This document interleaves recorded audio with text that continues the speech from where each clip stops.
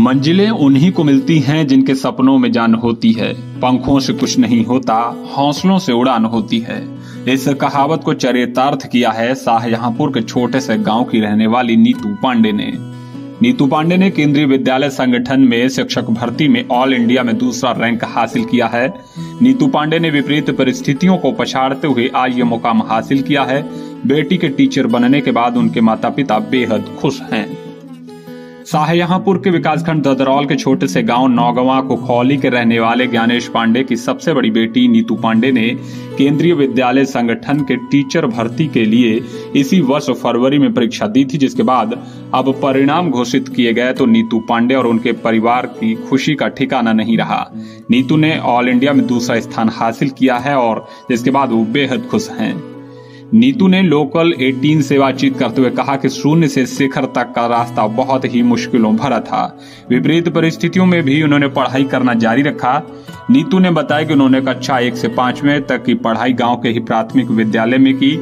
उसके बाद कक्षा 6 से 8 तक की पढ़ाई पड़ोस के ही गांव अख्तियारपुर बघौरा के सरकारी स्कूल में पूरी की। बाद में गांव के आसपास कोई भी इंटर कॉलेज न होने के चलते मुश्किलें और बढ़ गईं। नीतू ने बताया कि आगे की पढ़ाई के लिए कांट के विनोबा भावे इंटर कॉलेज में एडमिशन लिया। रोजाना कॉलेज तक पहुंचने के लिए 8 किलोमीटर कच्चे रास्ते से होकर साइकिल से जाना होता था, लेकिन उन्होंने हिम्मत नहीं हारी और 12वीं पास करने के बाद उन्होंने ग्रेजुएशन की पढ़ाई के लिए शाहजहांपुर के स्वामी सुखदेवानंद डिग्री कॉलेज में एडमिशन लिया।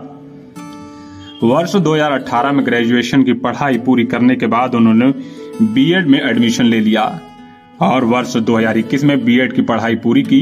बाद में इसी वर्ष फरवरी में नीतू पांडे ने केंद्रीय विद्यालय संगठन के टीचर भर्ती के लिए परीक्षा दी, जिसका अब परिणाम आया तो उनकी खुशी का ठिकाना नहीं रहा। नीतू के परिवार में उनकी मां गुड्डी देवी, उसके 2 भाई गौरव पांडे और सौरभ पांडे और एक छोटी बहन रितु पांडे हैं। नीतू पांडे के पिता ज्ञानेश पांडे ने लोकल 18 को जानकारी देते हुए बताया कि परिवार की आर्थिक स्थिति अच्छी नहीं थी, लेकिन बेटी में शिक्षा के प्रति लगन देखी तो उन्होंने अपनी सारी इच्छाओं को त्याग कर बेटी को पढ़ाना जारी रखा।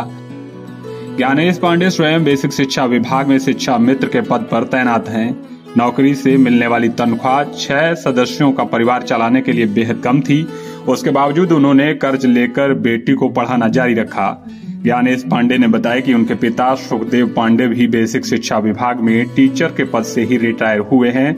अब उनकी बेटी भी टीचर बनी है तो उन्हें अपनी बेटी पर गर्व है। शाहजहांपुर से लोकल 18 के लिए सिमरनजीत सिंह की रिपोर्ट। सर बहुत ही मुश्किल रहा मेरे लिए, तो ये कुछ ज्यादा ही मुश्किल रहा है। उस टाइम पर जब मैं यहाँ से कांट तक जाती थी, क्योंकि मेरा 8वीं तक का अख्तियारपुर स्कूल है हमारे गांव से 1 किलोमीटर दूर, 8वीं तक की पढ़ाई मेरी वहां से रही है। उसके बाद 9th क्लास में एडमिशन करवाया। उस टाइम हमारे गांव से लड़कियां नहीं जाती थी वहां पर, आज भी बहुत कम ही जाती हैं। साइकिल से 8 किलोमीटर तक जाना थोड़ा सा संभव नहीं था उस टाइम पर। घर वालों ने थोड़ा सा मतलब इस चीज को लेके वो भी किया कि लड़की है, अकेली है, लेकिन मम्मी पापा ने हमेशा इस चीज को बहुत सपोर्ट किया है।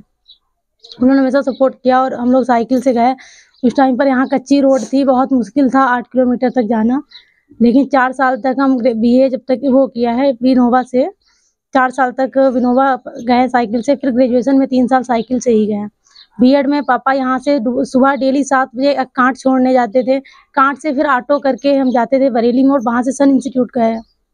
तो ये बहुत मुश्किल रहा मेरे लिए। मेरे पापा टीचर हैं, बट सरकार की ये जो भी समझे आप, इसके चलते वो एक सरकारी शिक्षक नहीं बन पाए, लेकिन उनके अंदर जो योग्यताएं हैं वो बहुत आगे तक जाने की थी, लेकिन उनका ही मतलब उनको ही हमने आदर्श मान के यहाँ तक पहुँच पाए हम। तो सब तो केबी में ही आगे जाना है, हमारे यहाँ सबसे हायर पोस्ट होती है डीसी, अब अगला सपना वही है।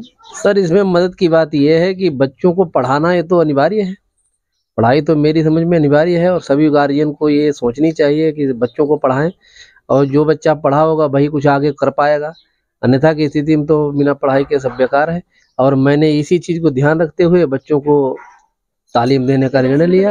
हालांकि थोड़ी आमदनी थी सर, खेती एती कर लेते थोड़ी बहुत, लेकिन जिस तरीके से काम नहीं चल पाता है, लेकिन उधार वगैरह लेकर के उनकी पढ़ाई हमने कराई है और करा करके जिस मुकाम तक ये पहुंची है, हर्ष का विषय है और हमारे लिए गौरव का भी है।